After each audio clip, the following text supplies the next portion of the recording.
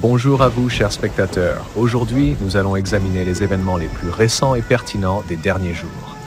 Abonnez-vous pour rester informés des dernières nouvelles. Les habitants de Marseille, en France, sont invités à rester chez eux en raison des conditions météorologiques extrêmes. La ville est placée en alerte orange pour orages et inondations, tout comme les régions voisines. Cette alerte devrait rester en vigueur jusqu'au matin suivant et certaines zones pourraient rester inondées encore un certain temps. Les fortes pluies ont provoqué d'importantes inondations dans le centre-ville, y compris dans les quartiers du Vieux-Port et de la Canebière, qui sont complètement submergés. Les réseaux sociaux diffusent activement des images de rues inondées, de voitures garées sous l'eau et de personnes progressant dans l'eau jusqu'aux genoux. Les transports en commun sont perturbés, avec les lignes de tramway et de bus temporairement arrêtées en raison des routes impraticables.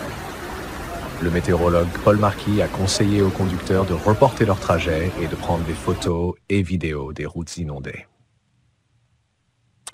Le tunnel Prado-Carénage est fermé dans les deux directions, compliquant davantage les déplacements. Selon la chaîne Matteo, plus de 50 mm de pluie sont tombés. L'Observatoire des tempêtes et des tornades Curano note que certaines zones de la ville, notamment celles avec des calanques, ont particulièrement souffert des précipitations. Les services d'urgence travaillent dans toute la ville pour aider aux opérations de sauvetage et nettoyer les systèmes de drainage bouchés. Les résidents sont conseillés d'éviter les déplacements dans les zones inondées et de protéger leurs biens contre les dommages potentiels causés par l'eau. 10 autres départements de la région sont également sous des alertes similaires pour risque d'inondation, de coupure d'électricité et de dommages matériels. Les autorités locales continuent de surveiller la situation de près et de nouvelles recommandations sont attendues au fur et à mesure de l'évolution de la météo. Les responsables appellent le public à rester informé via les canaux officiels et à éviter les déplacements non essentiels jusqu'à amélioration des conditions météorologiques. Les habitants des zones touchées sont encouragés à signaler toute situation d'urgence aux autorités locales et à vérifier l'état de leurs voisins vulnérables qui pourraient avoir besoin d'aide. L'accent est mis sur la sécurité publique et la restauration de la normalité après la tempête. Dans l'océan, là, il y a des vagues. En Floride, plus de 200 mm de précipitations sont tombées au cours des 2 derniers jours, entraînant de graves inondations. Les rues de Tampa, situées sur la côte du golfe du Mexique, sont sous l'eau. On peut voir des dizaines de voitures inondées qui se balancent parfois sur les vagues créées par le passage d'autres véhicules. Des restrictions de circulation ont été mises en place dans la ville et certains quartiers sont complètement fermés pour des raisons de sécurité. Les résidents signalent des problèmes d'approvisionnement en eau et en électricité, ainsi que des difficultés de déplacement. Les services d'urgence travaillent à gérer les conséquences de la catastrophe naturelle et à fournir de l'aide aux personnes touchées.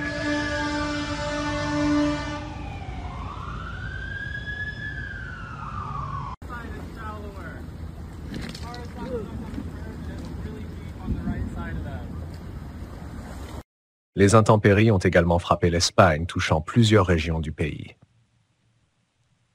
Dans la province d'Albacete, après de fortes pluies, une ville s'est retrouvée au cœur d'une catastrophe naturelle. En raison des précipitations abondantes, les rues de la ville se sont transformées en rivières tumultueuses, inondant les quartiers résidentiels, les magasins et les bâtiments administratifs.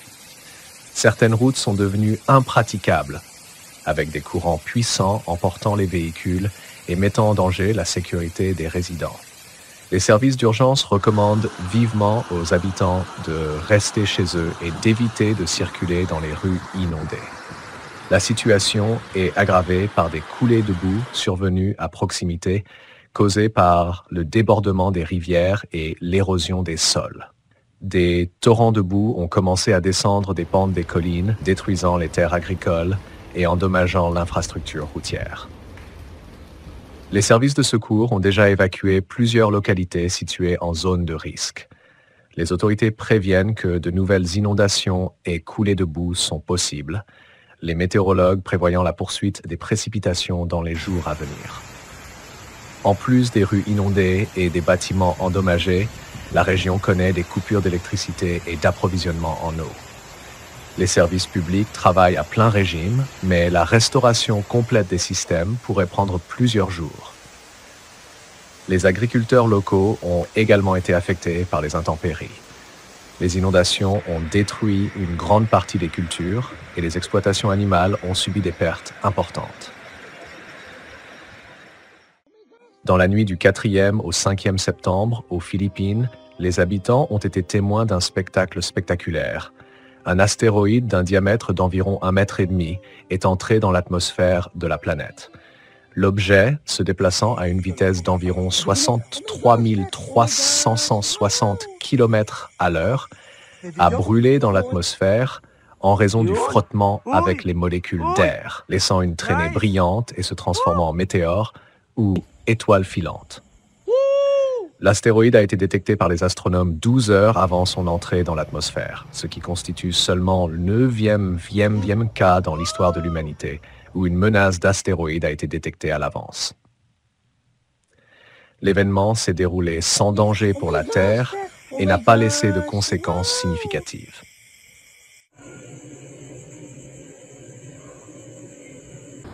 L'Arabie saoudite est confrontée à de graves problèmes en raison des fortes pluies et des inondations soudaines qui ont frappé la côte de la mer Rouge, entraînant d'importantes destructions.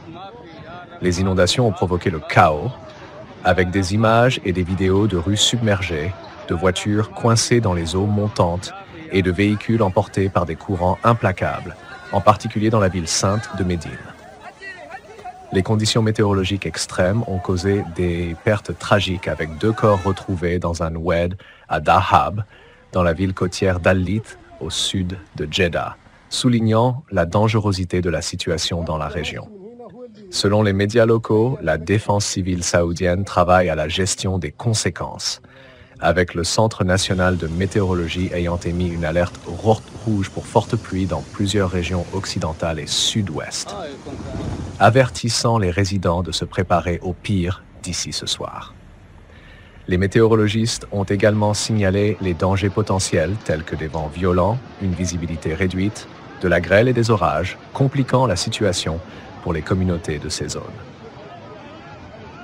Bien que la région de Riyad semble échapper aux pires effets de la tempête, les prévisions annoncent seulement des pluies légères ou modérées.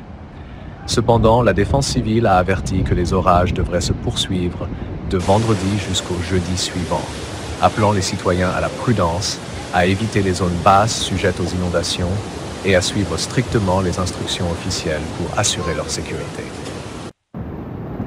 En réponse aux inondations, les autorités saoudiennes ont mobilisé des milliers de travailleurs et de personnel de soutien pour aider à gérer les conséquences de la pluie dans des sites religieux clés, y compris la grande mosquée de la Mecque et la mosquée du prophète à Médine. Avec la poursuite des pluies, la présidence générale des affaires de la mosquée du prophète a indiqué qu'un certain nombre de mesures avaient été prises pour protéger les fidèles, leur permettant d'accomplir leurs devoirs religieux avec un minimum de perturbations. Ces mesures, selon l'agence de presse syrienne, incluent le retrait des tapis des zones extérieures, l'utilisation de techniques et de travail manuel pour éliminer l'eau accumulée, ainsi que la réorganisation des passages dans les cours de la mosquée pour maintenir l'ordre et la sécurité. Des parapluies ont également été distribués pour protéger les fidèles et les visiteurs de la pluie. Les inondations soulignent également des problèmes plus larges auxquels l'Arabie saoudite est confrontée en raison d'une météo de plus en plus imprévisible. Bien que le royaume soit connu pour son climat sec, les inondations soudaines sont devenues une menace récurrente ces dernières années, en particulier le long de la côte ouest. L'État investit dans l'amélioration des infrastructures telles que les systèmes de drainage améliorés pour mieux faire face à de tels événements, mais le récent déluge met en évidence les vulnérabilités persistantes. Les autorités locales utilisent également des plateformes numériques et des réseaux sociaux pour informer le public, fournissant des mises à jour fréquentes et des recommandations.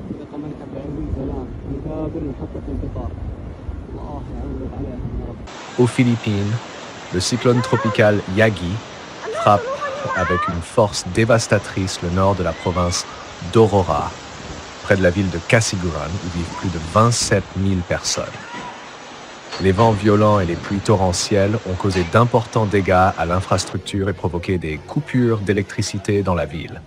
Les habitants rencontrent des interruptions dans l'approvisionnement en eau et des difficultés de déplacement.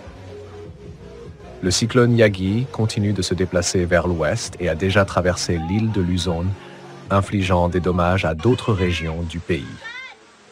Les spécialistes mettent en garde contre de possibles inondations et destructions supplémentaires, car la tempête reste active et pourrait s'intensifier. Les services d'urgence travaillent activement sur le terrain, apportant de l'aide aux sinistrés et rétablissant les communications endommagées. Il est prévu que l'évolution de la situation nécessitera des mesures supplémentaires pour assurer la sécurité et évacuer les habitants des zones les plus touchées. À Xining, en Chine, une alerte orange pour tempête de pluie a été annoncée avant d'être élevée au niveau rouge et les températures ont notablement chuté. La province du Qinghai a été confrontée aux pluies les plus intenses de la saison. En conséquence, de nombreuses routes à Xining ont été inondées avec des niveaux d'eau variant, certaines routes ressemblant à des rivières en furie.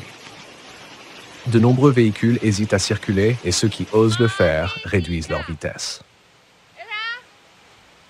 Tous les services de la ville ont rapidement pris des mesures pour prévenir et atténuer les conséquences des inondations afin d'éviter l'aggravation de la situation et de garantir la sécurité des personnes et de leurs biens. Des pluies fortes, parfois très fortes, sont attendues à Xining. Les accumulations de précipitations devraient atteindre entre 30 et 60 mm, et dans certains endroits, elles pourraient dépasser les 100 mm. Ces précipitations se caractérisent par leur intensité élevée, leur large couverture et leur durée prolongée, rendant la situation extrêmement complexe et dangereuse. La ville de Xining a mobilisé des ressources suffisantes pour faire face aux urgences. Des équipes de secours urbaines et rurales, ainsi que des groupes de secours professionnels des entreprises ont été mobilisés. Au total, 642 équipes et 10 950 secouristes sont impliqués. De plus, 1400 membres de l'équipe d'intervention d'urgence du Bureau de la sécurité publique ont été déployés. 93 véhicules pour la communication d'urgence et plus de 7000 équipements sont également prêts à être utilisés. Après une courte mais intense pluie, l'accumulation d'eau et de boue sur les routes a suscité des inquiétudes chez les autorités locales. L'Observatoire météorologique de Xining a immédiatement élevé l'alerte orange au niveau rouge. La zone routière de Yinma est immédiatement passée en mode de contrôle d'urgence des inondations. Ce sont toutes les nouvelles pour aujourd'hui. Abonnez-vous à notre chaîne pour obtenir les dernières mises à jour et nous nous retrouvons dans la prochaine vidéo.